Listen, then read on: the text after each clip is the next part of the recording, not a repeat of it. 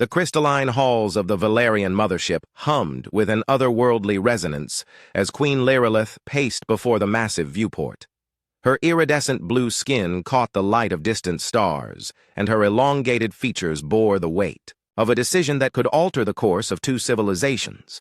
The war between humanity and the Valerian Empire had raged for 3 standard years, leaving countless worlds scarred and billions displaced. "Your Majesty," came a melodic voice from behind her. Commander Arya stepped forward, her own blue-tinted features marked with concern. "The human prisoner has been brought to the detention level as requested." Queen Lyrillith turned, her large violet eyes reflecting both curiosity and apprehension. "This soldier, he fought alone against an entire battalion of our warriors?" "Yes, my queen. He held the human colony of New Terra for 6 hours, until their evacuation ships could escape.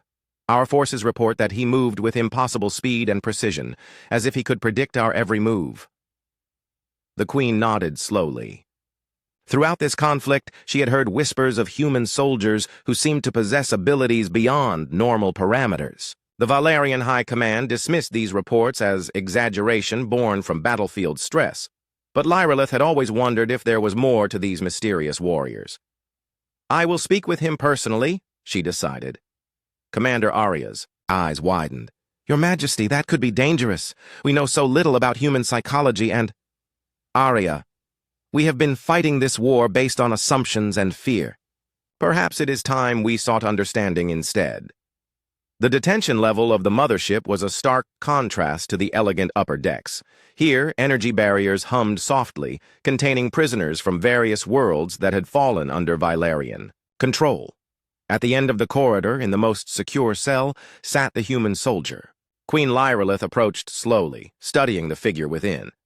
He appeared unremarkable by human standards, medium height, brown hair, wearing the standard-issue uniform of the Earth Defense Corps. Yet something about his posture, the way he held himself, even in captivity, suggested depths beneath the surface. "I am Queen Lyrillith," she said, her voice carrying through the energy barrier. "I wished to speak with you before—" The human looked up, and she was struck by his calm demeanor. Most prisoners showed fear, anger, or desperation when facing their captors. This one seemed almost peaceful. "Before you execute me?" he asked, his voice steady. "I understand.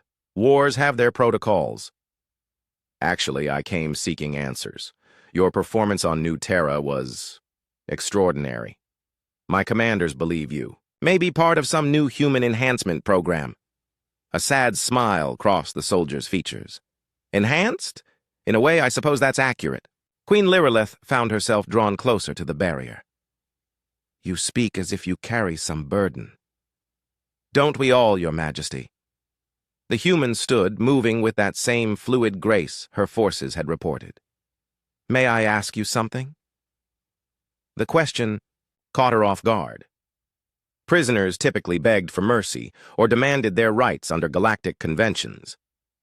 "Speak. Do you have children?" The unexpected question sent a chill through the Queen's hearts. Yes, a daughter. Princess Mira. Why do you ask? How old is she?" Despite every protocol screaming against it, Lyrillith found herself answering. 14 standard years. She is everything to me." The human's expression grew even more melancholy. "I had a daughter once. Her name was Emma. She would have been about that age now." "Would have been?" "The Valerian assault on the Kepler colony came without warning. The civilian transports, they didn't make it out in time." His voice remained steady, but something in his eyes spoke of profound loss. Queen Lyrillith felt her breath catch. Kepler colony had been one of their early victories, a strategic target that cut human supply lines. She remembered the reports. Clean operation, minimal casualties. But minimal to a fleet commander might mean something entirely different to a father. "I'm sorry for your loss," she said, and meant it. "Thank you." After that, I volunteered for the Vigil program. "Vigil program?" The human seemed to consider his words carefully. When someone you love is taken, when the universe shows you just how fragile everything beautiful can be, some people break. Others find a different kind of strength. The Vigil program identifies those who have lost everything but haven't lost their purpose. And what purpose is that? To stand watch, to be the shield between the darkness and those who still have something worth protecting. He paused, meeting her gaze directly. To ensure that other fathers never have to bury their daughters because politicians couldn't find a better way to solve their problems. The words hit Queen Lyrelith like a physical blow. You're suggesting that this war is... Your Majesty, I've read the intelligence reports. I know about the resource shortages in Vylarian space, the overpopulation crisis, the pressure from your own nobles to expand. But I also know that humans and Vylarians have more in common than either. Side wants to admit we both love our children, we both fear for their futures. Queen Lyrelith found herself trembling. The war. There have been so many casualties. On both sides, the human agreed. But it doesn't have to continue. The colonies humans are fighting for, we're not even using half the available space.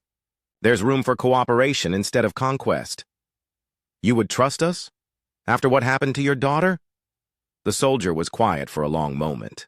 Hatred is easy, Your Majesty. Forgiveness is hard.